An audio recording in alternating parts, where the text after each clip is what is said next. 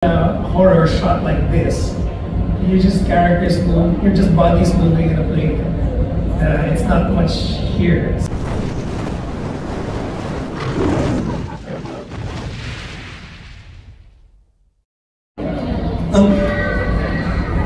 Tanong ko lang po, yung movies, inspired in 1927, Manananggal, di ba? Nagkaroon po ba kayo ng chance na mapanood yung movie or meron pa bang kopya? So just to give a little more background, before this film was thought of as a feature film, I actually made a short film back in 2020. It was for the International Silent Film Festival. And basically we had to make silent films now. But to go in line with the theme of the festival, we were assigned historical films that were made before the silent films that were supposed to tribute. And the one assigned to me was yung Jose Lugosenos 1927 version. Tapos I had to research more about it, and that's where I found out just like virtually actually lahat ng silent films natin, real world films, are actually lost. Hindi pa natin na-recover. So, though I think there may surviving material promo mats ng film itself, but the exact print itself is missing. So that, of course, that gave us the room na to imagine what it would look like as a horror film. And that's actually what made me pursue it. It's such a mysterious film to use.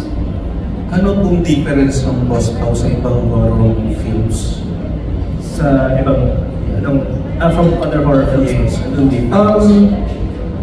I think the one thing that made me believe that this would be scary is I'm pretty much a fan of horror films about people watching horror. In fact, some of that theme na lagay naman namin sa previous film namin, which was The Leader. But in my case naman, I wanted to utilize that same effect, someone watching something very scary, except combine it with my interest. In a way, I'm very, parang medyo history buff ako and being one, it made me become interested in silent films in general. Of course, the silent films na I watch are mostly mga foreign kasi most of yung halos lahat ng sa atin wala na nga. So I wanted to combine that pretty much the very modern take on horror of people watching scary things like The Ring. Sinister is also one of our picks, but make it into give it a context of being a tribute to Philippine cinema or yung lost heritage natin. Thank you, Derek. Okay, maraming salamat po. Great questions as always. Now moving on to Stars Photo. We have Alan Sancon. Hello po. Good afternoon, everyone. So, we are amazed with the trailer. Talagang nakakatakot trailer pa lang. Pero yung question ko to Derek Nicolas, this is your debut film as a director, di ba? So how was it po? Kumbaga, mas madali bang mag-direct o mas madali mag-edit? I guess I'd say for a first film, of course I was very scared, very intimidated ako going into this kasi I've been very much behind the camera na lang palagi, mostly working in the editing room. But I think yung nakatulong syempre, being an editor was at least yung visuals or yung film language, I already got a hang of it. But the biggest leap from being an editor and also a writer, kasi I've written some of my other films, is of course working with actors. I'd have to say that's the one thing that really separated the two art forms. It's just a whole different take on having general people skills, communications, and especially working with veteran actors. Admittedly, ako ngayon in a way pinaka noob or newbie sa set. Most of my staff and the actors are already experienced. So of course, you have to project the feeling that you're a leader and you know your vision, no? And it's very hard to do, especially I really, you know, look up to yung actors I work with, no? Being a first-time director, I really, parang feeling ko sobrang napapasalamat ako na somehow they were very easy to work with and very, I think that they liked the material project enough to go along with it and even insert some of their ideas. So that actually helped me with even like going through this for the first time. Yeah, that's a big leap talaga. Directing your actors, pinapantay mo rin, and also being open to suggestions and if they have, you know, other things to add to the story. Thank you, Derek. Yung second question ko to Bea and to Sid, parang this is a father and daughter movie, no? Parang kayo yung magdadala ng movie ngayon, parang Bea, walang ka-love team, di ba? This time your father, you communicate with the father. So how was working with this film, di ba? Hindi naman ito yung first horror movie ninyo marami na kayo movie. Pero how do you compare this movie dun sa ibang ginawa nyo and your character itself? Ano yung challenges you encounter doing this?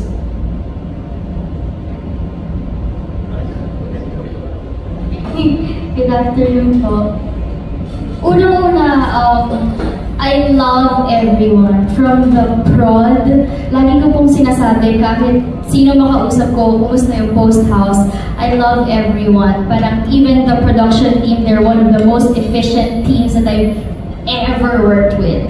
And especially, syempre, nakatrabaho na si Direk Mick sa Nocturno. Si Direk Nikos din sa Nocturno, pero hindi kami masyadong nagka-interaction. Pero syempre, dito isang malaking karangalan po na parang first directing film ni Direk Nikos and of course, the Sid Lucero.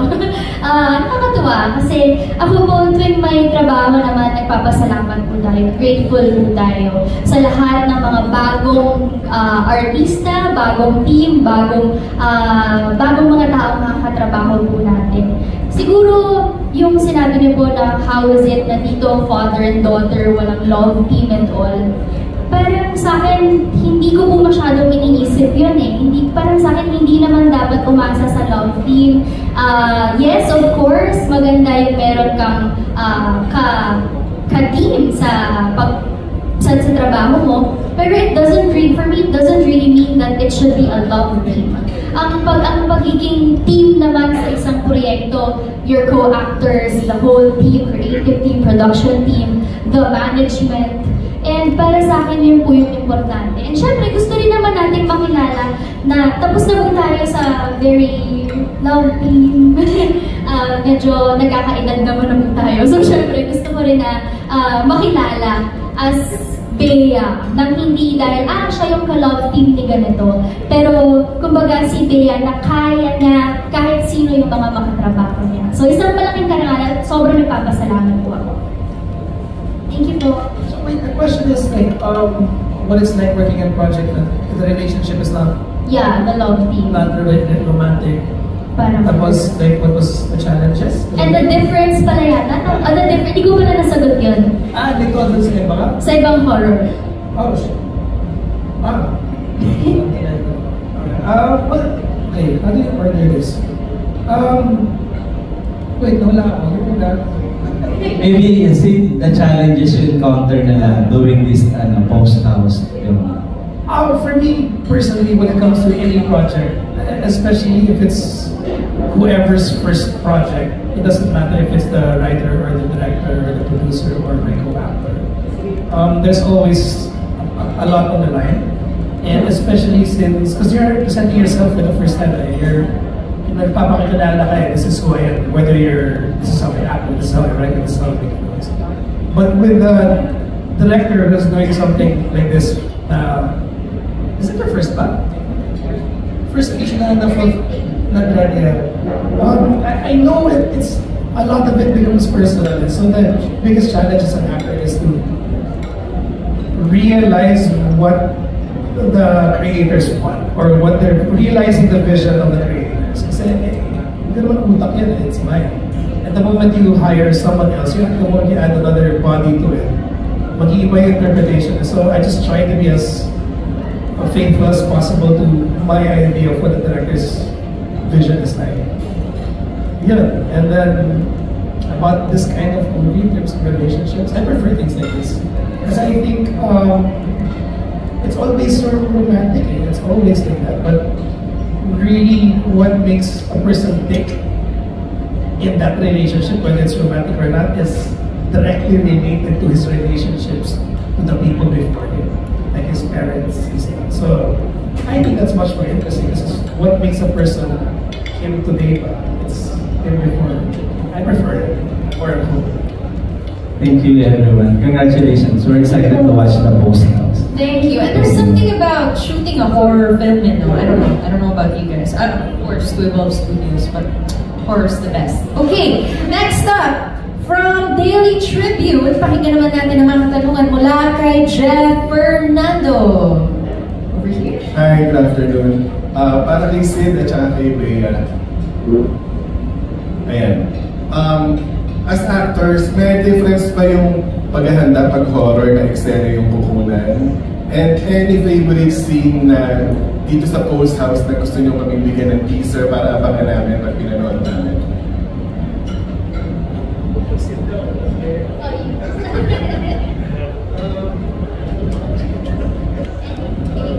Iba ba yung preparation ng isang artista ng horror at saka any favorite scene na abangan namin pag pinanood na namin yung post house?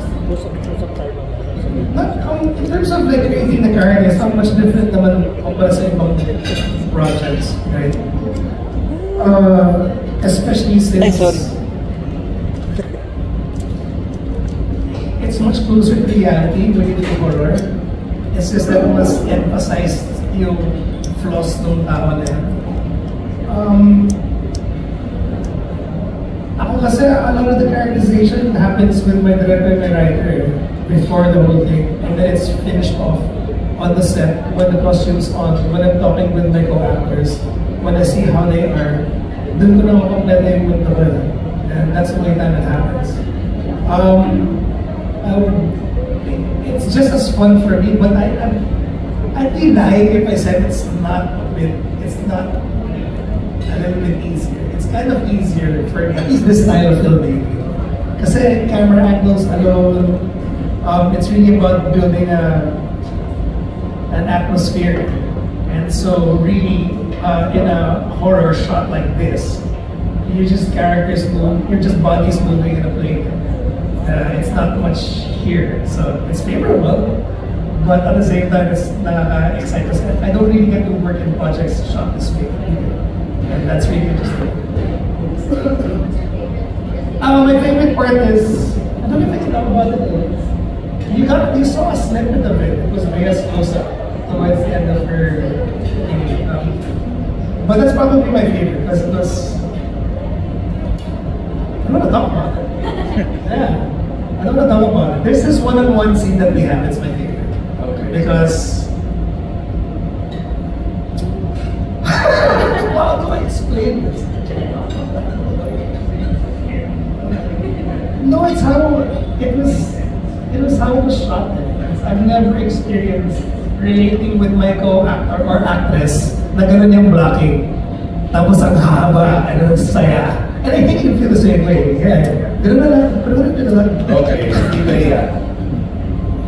Ako po, preparation, para sa amin, nag-script reading po kami syempre. So siguro yun na rin yung pagtatanong kina Direk kung about our characters, about our relationship, and the relationship between our other co-actors. And siguro po yung pag-prepare din ng mga pagsigaw. Kasi kanyari, syempre sa horror, maraming sigaw. So kapag nagtitake, tinatanong mo kina Direk, okay ba yung sigaw ko? Kasi minsan, nagiging sobrang tinis po ng boses ko. So baka kapag sa sinihan, nakakatulig na pala yung sigaw. So parang naging very conscious po ako doon. Yung favorite scene ko, one of my favorites, is, kasi dito sa Post House, it's like a film within a film. So, kung meron pong yung kumbaga kung paano gumawa ng pelikula dati, like literal film with a moviola, ano bang tawag doon?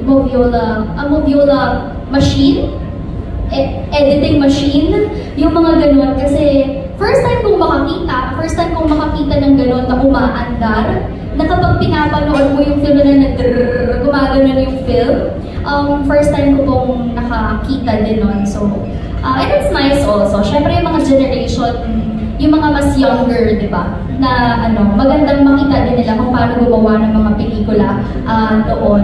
Na hindi lang puro digital. Ayun po. Thank you and congratulations. Thank you. Alright, very well said. Maraming salamat, Bea and Sid. Now, moving on to Lionheart TV, we have Richard Paglikawan. Hello, good afternoon po. Yung first question ko kay Direk Nicolas, kasi siyempre sa first-time director, kumusta ka bilang director and may adjustments ba? Ano ba yung... And kumusta yung relationship mo with Direk Nick? Towards the end ng shoot, actually, nung wrap-up. Kasi many of yung staff ko, nakatrabaho na rin yung kuya ko before. Ang unang tinanong ko sa kanila is, sino sa amin mas chill on set? Tapos, I think unanimously naman sabi nila, ako na. And I think, it just shows na how, maybe I enjoyed it too much. I enjoyed yung process too much. Of course, being yung first to, a bit passionate, syempre. I was experimenting a lot. But of course, being a studio film, and I had like my responsibilities to think about. But as much as possible, I made it very, priority talaga na just have as much fun sa first film ko. And though, of course, I don't want this to sound wrong, but I found it easier than expected. Going into it, parang dalawang fears, anxieties, a lot of things would go wrong. But I don't know if it's sheer luck or like, ang galing ng talaga ng team ko and actors ko that surprisingly went really smooth. So, I'd like to say, parang I want to say na marami akong natutunan on set. Yung mistakes and problems that arose. Though very few actually happened for me to do that much. But the important thing is sobrang proud ako sa kinalabasan. I'm very, very happy with it. Being my first film. Yeah. And of course, yung parang adjustment period from being actually directing this time from being just an editor now. Viewing it lang on the screen. Iba na talaga kung nakikita mo na yung set, the actual actors being there. How about Direk Nick? It wants to add something. Yeah, gusto ko rin i-bring up yung observation nga namin sa set ni Nikos, very efficient, very mabilis, maaga mag-pack up, na nasusundan yung work hours, and yet very polished yung gawa. And I think a lot of the credit, syempre, sa vision ni Nikos, ang laking tulong na napaka-linear na yung nag-isip ng concept, yung nagsulat, siya na rin yung mag-edit, siya rin mag-direct. So alam na niya yung kailangan niya na walang wasted shots or sequences. And yung team niya, sobrang galing experience team. Gusto ko rin i-bring up na yung producer lagi on set is si Iana Bernardes na sanay na rin actress and producer, and sanay na rin siya sa mga very contained horror films. And nasusupport niya yung medyo auteur vision ng mga filmmakers. So, ang laking tulong ng team, and napakahirap gumawa ng genre movie, lalo na with limited resources dito sa Philippines. Ang daming moving parts, di ba? Compared to a drama, we have prosthetics, we have stunts, we have may film element pa, may props na very, di ba, mechanical, na ang daming kailangan. So, to pull it off as efficiently as they did, ang laking testament yun sa skill set talaga ng Filipino film workers, and doing it under the right, proper time frame where everyone gets to rest and do it well. I think ang laking win for a new filmmaker. So, kunin namin si Nikos ulit. Ayun, thank you and congratulations po. Okay. Okay po. Next up, maraming salamat. Next up from Manila Bulletin, you have Bobby Requintina. Hello, magandang hapon po. Questions for Sid and Bea. Question number 1. The trailer looks scary, nakakatakot ng trailer. Pero how scary is it sa set ng Post House ba? Kano ba siya nakakatakot? Kaya ba you get scared easily sa mga like kwento lang or ano, matatakotin ba ng real life? Meron po eksena na parang kasi magugulatin po akong tao. Mabilis po akong tumili. Tsaka tumitili po ako. So hindi po siya basta parang hindi na pa-explain. Pero meron isang eksena na take kami, serious kami, syempre. Tapos biglang may nahulog na something. Tapos po, as in, nataranta po talaga ako, tumakbo po ako palabas ng camera nang tumitili. Sabi niya, sayang, sana nagamit natin. Kaya lang po, hindi kasi, gano'n po, hindi po siya pang horror. Parang naging comedy. Pero yun, siguro yung mga gano'n na gulat, na wala naman daw naghulog, hinulog. Wala siyang ano, wala naman daw po nahulog lang daw bigla. So siguro, things like that. And, tsaka nakakatakot po talaga, ang galing po nung production design. Kasi, parang with a location, with our location. Saan ba location? Saan yung location niya? Ayaw sana namin point. Somewhere there. Pero with our location, they really, visualize, at hindi lang visual, talagang naramdaman talaga namin. Ang galing po nung, parang, I feel like it's very simple, pero ramdam and nakakatakot. Viva Cafe. Dito po kami nag-shoot. Saka konti lang yung tao sa set kaya parang nakakatakot talaga. Parang hindi talaga yung Oo, tsaka siguro yung nakakatakot din doon. Meron po kasi isang room doon na sobrang init. As in, parang po habang nagtitake po kami, sauna. So parang tuwing papasok kami doon, ito na naman, gano'n.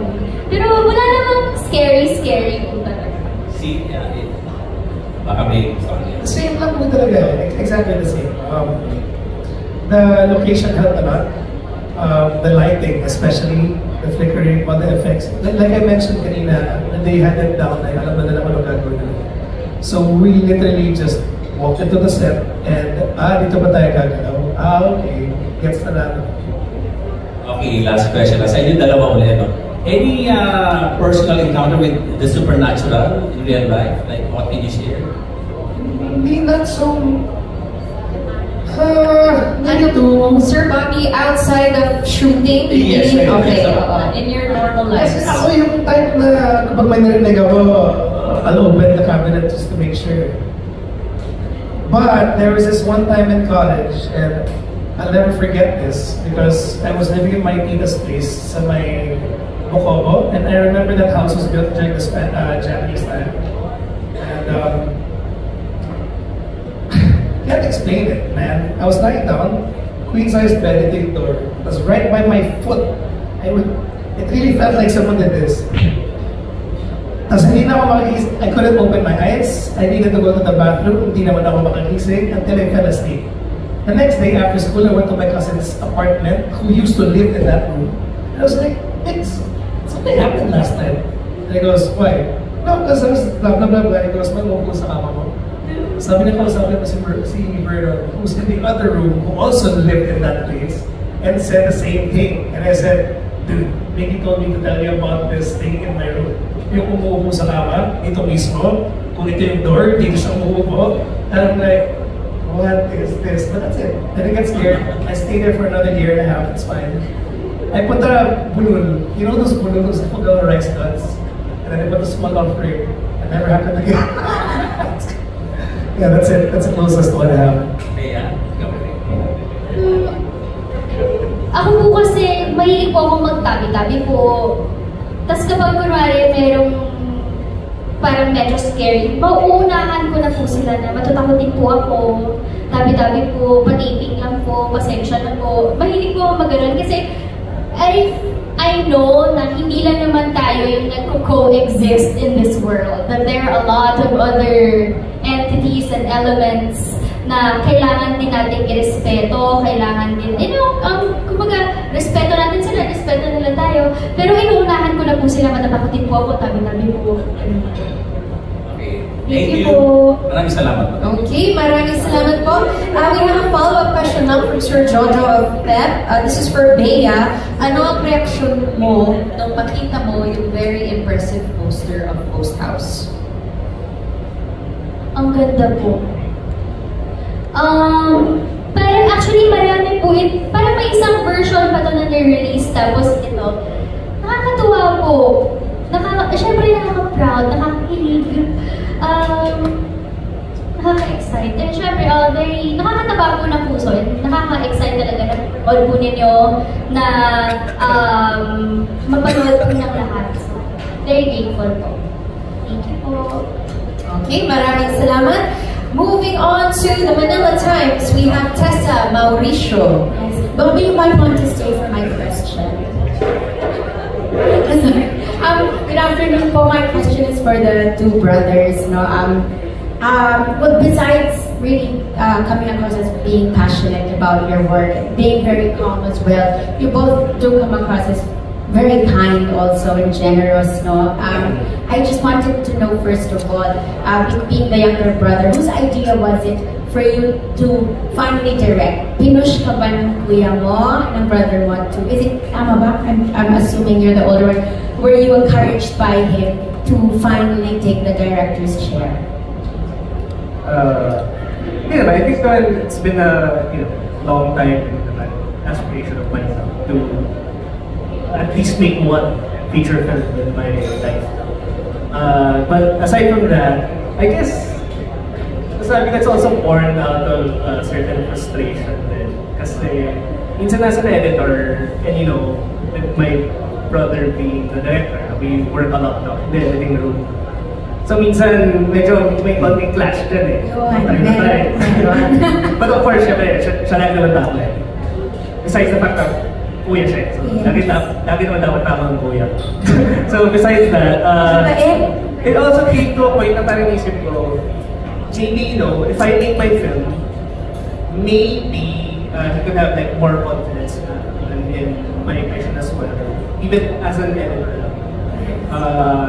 And through that, maybe it would open more opportunity for us to be more collaborative with ideas. Since he also, at least ngayon, gets na rin niya kung ano yung vision ko as a director. Maybe we can apply that through the editing process. In fact, I'd like to say, I really have fun directing now. But right now, I'd say na editing pa rin talaga ang Bread and Butter. But it's really my passion. I'm really looking forward pa to editing the films of my brother. Usually, younger siblings or maybe a child who's, like a parent or brother, older brother is in the same business. So they really try to get out of the shadow of their elder relative. But in this case, you're actually creative producer for your younger brother. In that sense, how do you feel na, in his first big debut, talagang meron kang kasali ka talaga? And how, like you said earlier, you saw how efficient his set is. What other things actually impressed you in your brother's first time as a filmmaker? To establish na si Nikos is his nickname, Nicolas is younger, 93 siya, o 91. So actually, sila yung agor namin. So growing up, diba, siyempre yung dad namin, director din. We were exposed to movies at an early age. Medyo, we watched the same movies. So very similar yung taste. Kaya medyo madali mag-collaborate and to reference, different films and ideas sa kanya. So growing up, very close naman talaga kami. So siguro yung big difference is I started mas independent films na yung Cinemalaya, Cinemanila, Q Cinema.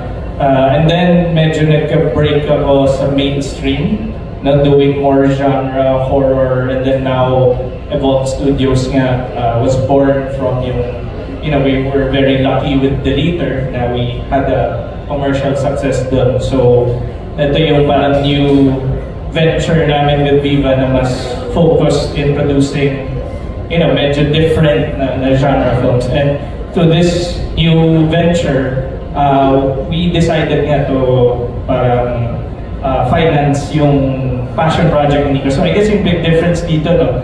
And yung challenge rin kay Nikos is yung debut feature niya, medyo iba yung, iba yung system kasi it's under, studio. It's more challenging in a way kasi may binabalance ka, medyo big, veteran agad yung team, yung actors, iba yung, I guess yung pressure din. Kasi when you do independent films, medyo hindi mo pa iniisip yung commerce, that's really just author passion projects, grants, na soft money lang. So, intense yung pressure and yung challenge kay Nikos. Pero I think yun yung na-admire ko na parang you can see na very enthusiastic and passionate siya, and he knows what he wants, and it's easier for him to kind of navigate yung buong industry. I think nakatulong na marami, in a way, marami na rin siya na-experience behind the camera as editor, sumasama siya sa mga film sets even before. So yeah, I mean, yun yung na-notice ko, parang experience na siya, very experienced in a way, even though it's his first directorial job. I think ang laking tulong na he was exposed to films very early. Pero did you, during the shoot, alam niyo mga kuya, mga nakakatanda minsan, di ba, if yung mas bata nandiyan, did you have to reel yourself in from saying, ay, dapat ganito, dapat ka, wala naman? If ever may ganun, parang mas suggest na lang or whisper, and then ako really let him have the final say. Kasi parang mas sincere din. Lalo na I understand na pag debut film, for me, important na nandun yung stamp niya, na yung identity, yung signature. So, ayoko rin i-ruin yun mawawala yung appeal. In fact, diba, yun yung lagi namin part din ng marketing din. It's his debut film, it's his vision. So, may authenticity doon, which I feel like very unique yun Mga first film ng mga directors, usually strong yung sense of style, yung identity. So, I think yun yung okay rin with this horror movie.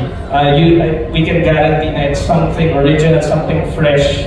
Kasi nga, when you're doing it a lot, minsan nagiging routine. Pero imagine mo someone who has these ideas na naluluto for decades. So parang ito yung highlight reel ng best ideas, best scares niya. And very close to him yung story. Kasi POV siya ng editor na nag-edit ng horror films, diba? Which is yung real life experience niya editing my horror film. So may authenticity doon na medyo mahirap i-replicate. So you're very thankful like Mr. Viva Films for financing something that's so personal, something you would probably see in a festival. In fact, after our commercial release, Post House actually na-select na siya sa mga international film festivals. So hopefully that shows yung merit na may sophistication yung materials.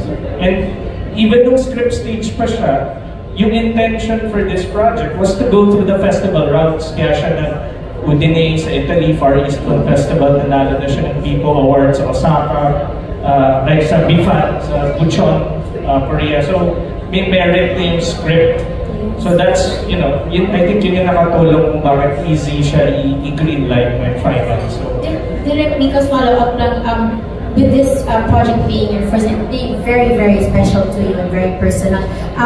Earlier you said, before you found out that it wasn't as difficult as you expected now to be a director. Pero what did it mean to you to have your kuya there? At least na-boost ba ang confidence mo? Pero di ba, ano yung pakiramdam? But to clarify naman to, I found it easy to be. Yes, I understand, yeah. It's more specifically ng exactly, you may see, of course, being a creative producer, you have to do set visits. Yes. Hindi ko naman siya tinatakoy or yung parang iniiwasan. the truth is, you didn't really have to micromanage much eh. Kasi more or less naman, everything I learned naman about filmmaking, natutunan ko naman sa so, I guess we didn't have the need to do that much. Nakakatuwa kayong pakinggan dalawa with how you support each other. Okay. So, but just as a last question, this one may sound very elementary, but I just really noticed during sa trailer po, meron isang part na yung mukha ni Bea was so clear and the lighting was bright and so clear. And ako, that's something sometimes that I feel when I watch a horror film, diba, kahit yung hindi pa scary, madilim na rin. But is that something that your kind of horror does intentionally? Kasi lang na, it just really caught my eye that her face was like under, the light was bright, it was very clear. Because usually lahat madilim, diba?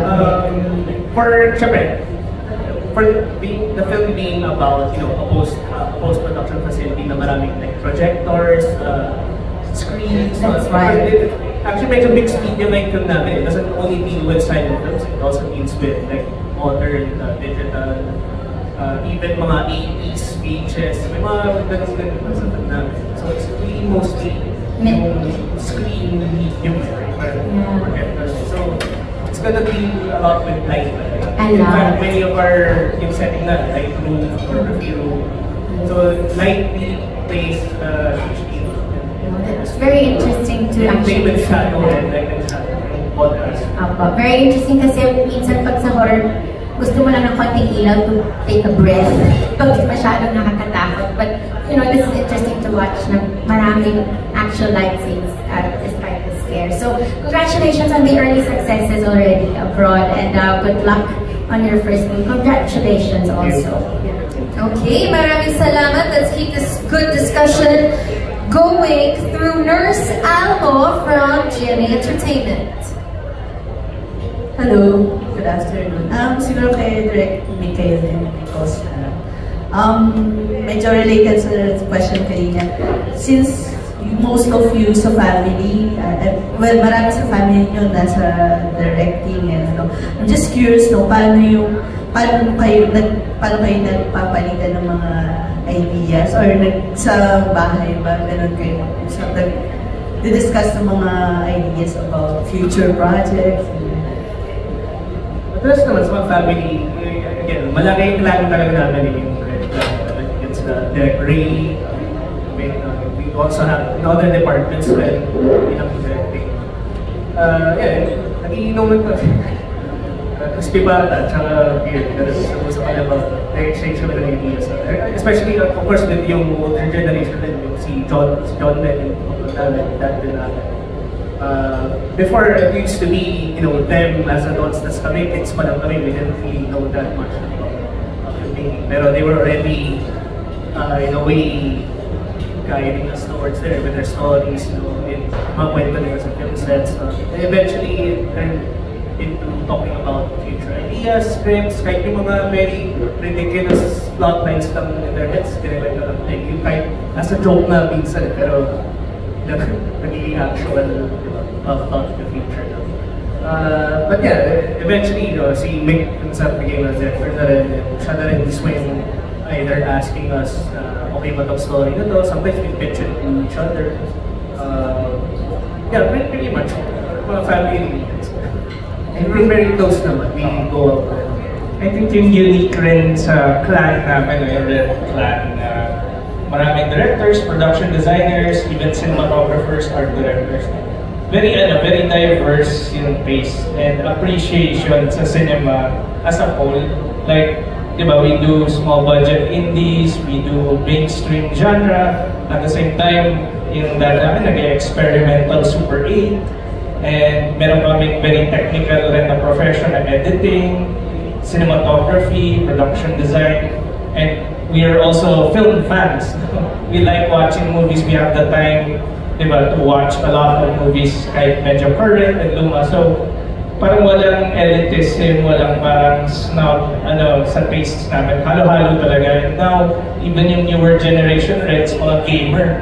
So in a way, parang younger sibling ng cinema yung gaming, di ba? It's all of the art forms combined, like literature, photography, acting, theater, all combined, and may interaction pa with the player. So mas, di ba, lahat yun na discuss namin sa mga reunion, so very, very, I think proud kami na we're really passionate and enthusiasts. No, we do it because we love doing it. And then medyo, parang, in a way, naging career na rin. Pero it all starts from our sincere love of the process, the craft in all its forms, even TV commercials. Thank you. My second question is for Bea. Bea, ito parang pangatlong horror film mo na to within a year, no? Tapos paano ka nag-switch? Kasi meron ka rin pa-sweet university series. So, paano ka nag-switch ng characters? Oo nga po eh. Sabi ko nga parang puro horror. Nakakatakot siguro ako. Charot. Hindi, pero I'm just very grateful. Kasi syempre, kapag binigay ang isang proyekto sa'yo, naniniwala sila at nagtitiwala sila na kaya mong gawin yung proyektong yun. So, ibig sabihin, nakikita nila ako as someone na hindi nakakulong sa isang genre. So I'm just very grateful. Yung pong mga horror naman na nagawa ko, I think it's really very different from each other. Yung Nocturno, syempre mas probinsyana, mas meek. Yung mga roles talagang iba po eh. Yung sa Pasahero, it's a different kind of horror din. Parang it's all in your mind. Parang yung takot, minsan nanggagaling talaga sa sarili mo. So I think yung in terms of mga projects po ng horror, magkakaiba po talaga. And nakaka-excite po. Sana kapag malay mo, next time may project ulit ang Evolve. Why not? Pero yun, yung pag-switch naman po, I think hindi naman kasi sila sabay-sabay. In fact, itong Post House, we did this right before we started Totoy Pato. So, kumbaga, hindi naman sila masyado pong nag-overlap. And then sa university series naman, I think yung character ko rin si Via is always someone in me. Kasi lagi kong sinasabi sa mga interviews na malapit naman talaga yung character ni Via sa akin. And yun, ang tagal niya eh. Parang yung 6 books, if mag-sustain po ako sa project na yun, eh baka wala na po akong work, diba? So, syempre, parang it's part of the job na matuto kang mag-on-off, magpalit-palit kung nasaan ka. Minsan, honestly, naninibago po, parang magugulan ako, sino nga ako tuloy? Mga ganun lang naman. Pero hindi naman siya in terms of like yung character mismo. Kasi naayos naman po sa schedule eh. And I'm just very grateful po for thank you po. Alright, maraming salamat po for those questions. Now from the Inquirer, let's hear from Alan Policarpio. Hi, good afternoon. For Nick tsaka kay Enrico. Curious na ako, do you have parang earliest memories or fondest memories of seeing your dad at work and parang did that parang awaken something new or inspire you na someday gusto ko rin maging. So actually, sa plot din naman sa all the father and daughter, obviously it's inspired by our own experiences then with our dad. I remember, of course, syempre medyo gory ito, so hindi naman ganun ka true to life to mangyayari ba akala mo sa life. Pero yun, I remember my very early memory of seeing my dad editing I think it's a steam bed, or it's one of those flatbed that would be editing machines. Parang balot na balot siya sa parang Philippines. Ganun siya hectic or busy. Or I think I saw a photo of it using that. It actually gave me one of the parang visual inspirations for one of the scenes in the film. But yeah, we grew up looking up toward that. And to be honest, it took me a while longer before deciding that more or less follow his footsteps. si Mick, of course, earlier, he already found this passion. But yeah, parang just, and I guess, I think one of the advantages with being with our dad being a filmmaker growing up was, na-expose na kami very early on sa films. So our dad would let us watch mga art films na, even mga classic Filipino films. That, of course, it's a big part of what we are doing.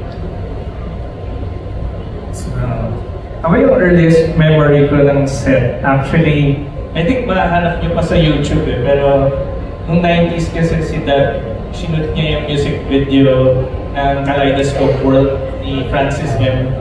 Tapos may scene kasi doon, di ba, yung banda ni Francis M, may flashback, nagiging kids sila sa may lake. Kami yun mga toddlers kami ng cousins ko, bababa namin. May running shot doon so pinapatakbo kami. 4 or 5 years old daw.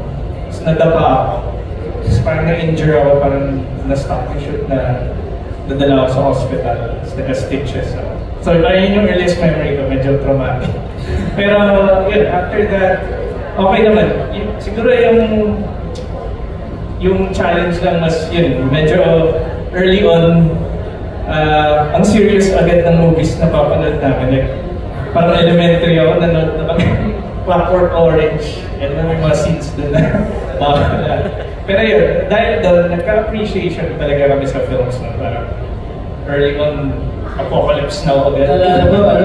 Laserdisc pa yun pero isa sa amin, Dawn of the Dead, yung 1970s. Tapos wala pa kaming concept nun kung ano yung zombie. Pero basically, first time natin makita ng eksena. Yung kinagat yung elbow. May asawa, kinagat yung part ng asawa niya.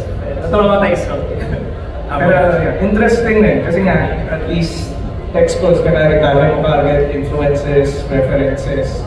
So yun, mga early days namin meron kaming high 8 na camera before mini TV sinushoot ko na rin si Nikos tapos nagsushoot edit lang ako nun, wala pang movie maker. I think yung earliest short film namin, Metamorphosis, na ginawa namin siyang caterpillar. So may pillow cover sa ulo, and then cut to naging cocoon, cut to parang mga ganun na simple short films sa house. And then eventually naging mga high school project. Early days ng YouTube, 2008, nag-upload na kami ng mga banda music video ng Kamikaze Narda, cover nila, drummer siya. Tapos yun, mga shorts, mga zombie na classmates lang, tapos yung Dugo, Ketchup. And then eventually nag-gawad CCP, Cinemalaya, more focused, more serious. So yeah, very, talaga, parang filmmaking was always, in the household, and naging hobby and obsession siya for us. So kayo pala sa bahay ng bata kayo, gumagawa na kayo ng sarili yung mga home video. Sa akin nga, yun nga yung problem dahil bilis ng technology, hindi nababackup lahat kasi lahat yung mga high 8, tapos naging mini TV, may times pa na Betamax yan. And then eventually, naging DSLR, digital. So, hindi namin nasa-store lahat. So, sayang yung mga lumang short films. Pero paano yung presence ng father niyo growing up and right now? May pagka-stage father mo siya in a way, or is he parang very parang nasi-criticize your work, parang gano'n, very chill nga. But I guess more recent times kasi first film ko pa kasi actually he hasn't even watched this yet. So most of the times yung mga films ni Nick yung so it's more yung criticism na or nakakasama namin siya usually mas other pop culture hobbies toy con kasi yan G.I. Joe collector, toy collector namin. So nakakasama namin siya other hobbies or pag may kung may big movie lang tignan kami ng F1 pag lang pag may big movie din namin siya nakakasama to watch, pero rarely siya on set itong whole Evolve outfit mas kami ni Nikos kasi siya mas teaching na siya ngayon and TV commercials talaga yung bread and butter niya.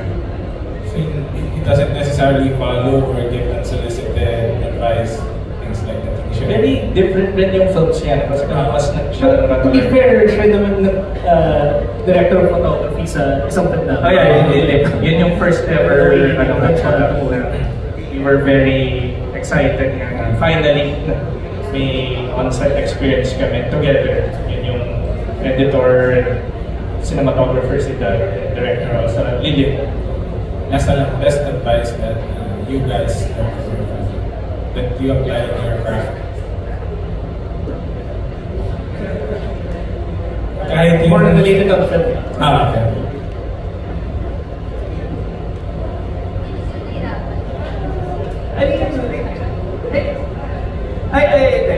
I think, hindi pa niya napapanood to, pero I think we watched some of my short films before. Tapos parang, hindi pa ako editor nun, pero parang, it's more generally short.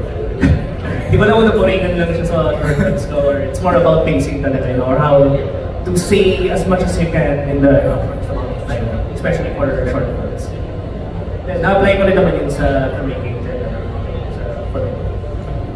Yung siguro yung lagi naman advice and sinabi rin, you know, from Ida, just be sincere, no? Know what you want to tell, know why you're doing it, and then, you know, kung genuine ka man, sincere, everything becomes easier. Parang it won't feel like work, diba? Kasi you're really, it's your truth, diba? Kahit genre yan, kahit horror yan, kung mas mag-build mo ngayon ideas mo and yung story that you want to tell, it's easier, sincere. Salamat. Okay, maraming salamat. Thank you to the Red Brothers for sharing that. Okay, next we are near the end, ladies and gentlemen. Last two na lang from Maganda Ba Movie. Let's hear from Mark Magadia. Hi guys, sa cast muna, kay Daya and kay Sid, yung question ko is, pwede nyo mo lang introduce yung mga characters ninyo and ano yung similarities ng characters ninyo sa inyong sa sarili. Parang ganun. What makes you excited to portray them? Good afternoon po, pinafollow ko po kayo. Nilalike ko po yung reviews mo. Ako po dito si Rhea.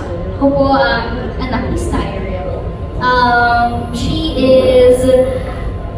She's very into arts.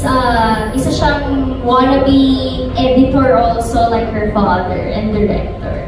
Tapos, kumbaga, galing siya sa isang very film-related family with her lolo and father into doing films.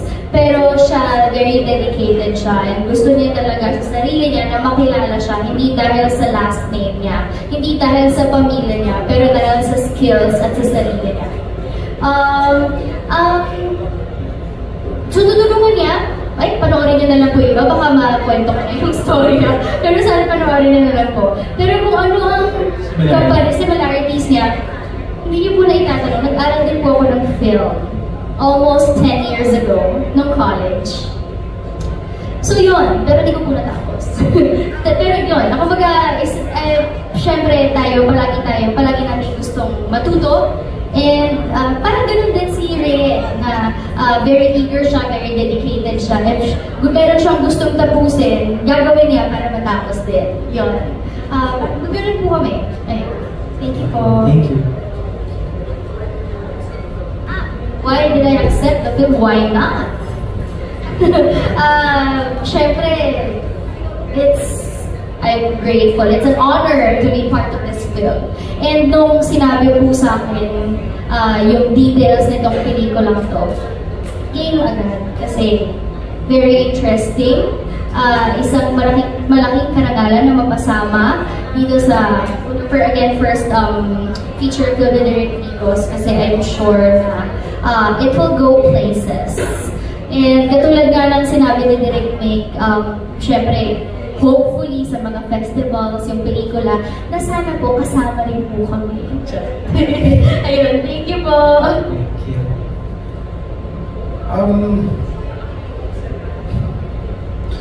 How do I say that? For the past, 4 years, I try to inject, how do I say this? Something happened a long time ago which basically got me into this wormhole about mental health, and other projects in the past has gotten me to realize that apparently yung kaalaman natin, or if yung katumbas na age group natin in terms of mental health awareness, the entire country as a whole is of like a grade 3 or probably a grade 3 student. At that time, ang alam ko lang is baliw at hindi baliw. And my personal experience has gotten me to open my eyes to how important this is and how much it's affecting all of us and how it has affected me. So the past 4 years, I've been trying to inject that into all of my projects, and even if it's not part of it, especially on television, because maganda sa TV, it's easy to put in what you want, especially since I'm always the bad guy, and nobody really likes the bad guy. So I gotta get to put some input on how I want to do it, and it's usually has something to do with mental health awareness and something like that. Which is why I said yes to this film. It basically talks about scars that we can pass on, and sometimes we don't even know that it's there. And I noticed now from everything that I've seen from news and movies is that that's one of the things that make us as a Filipino. We're not aware of the generational scars that we have, and that tends to dictate how we treat the people around us. Like women getting beaten up, husbands getting kicked out of the house, whatnot, whatever.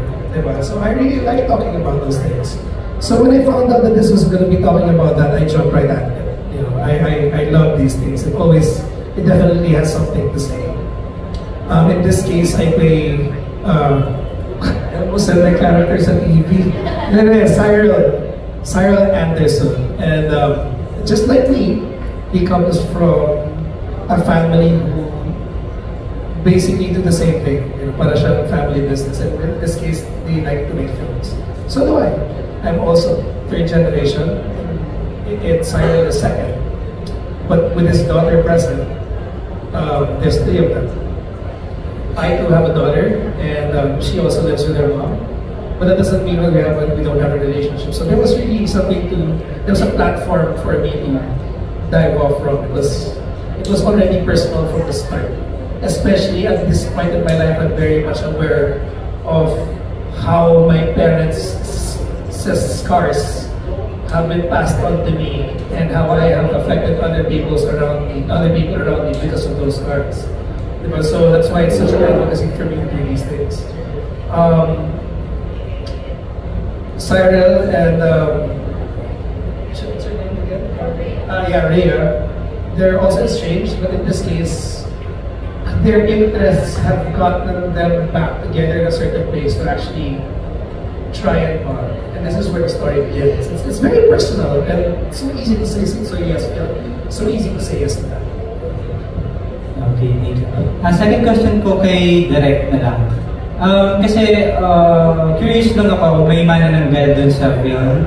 Gano'n karami yung percentage ng paggamit ng practical effects versus CGI or visual?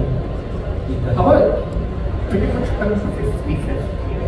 Parang, of course, kasi it's post-production, it should be about post-production. So, talagang really heavy rin on VFX also. But at the same time, we were going for the classical horror look, paying tribute rin to silent films and even yung mga 80s, 70s na horror films. So we had to go for that physical prosthetic look. So the actor is actually John Benigno. So I think siya rin actually si Lilith sa yung monster. Very talented acrobatic na talaga. Inisa namin na hanggang even yung wings is practical. Yung monster itself, it's very practical. Actually, I had the same prosthetics team from my short film. So in a way, alam na namin galawan in assembling it during the shoot. So naging easier for us. But yeah, hindi ako magaling sa math. I'd say 50-50. Nung nakita mo naman yung parang final, are you satisfied naman with the final? Rarely nga din I do or parang halos hindi ko never ko kinorek through post yung itsura ng picture ng prosthetics. Kumbaga yung mga pinagano natin for VFX, yun na talagang ginawa natin. That's what we did through prosthetics and practical effects actually made its way to the film. Not altered that much. Ganun siya effective and realistic. And again, ang sarap maglaro with prosthetics here kasi it's a film within the film. So we'll also, aside from doing the actual film, we actually also make silent film. And we had to replicate yung itong mga very lumang effects ng mga silent films before. Halos mukhang theatrical or stage-like na yung itsura ng mga props and emotions. Magiging parang siya, meta horror ito? Yes. Yes. Without spoiling much, yes. Okay. Pretty much within a film. Again, it's a film about filmmaking, so you can expect it to be meta. Okay. Salamat na rin.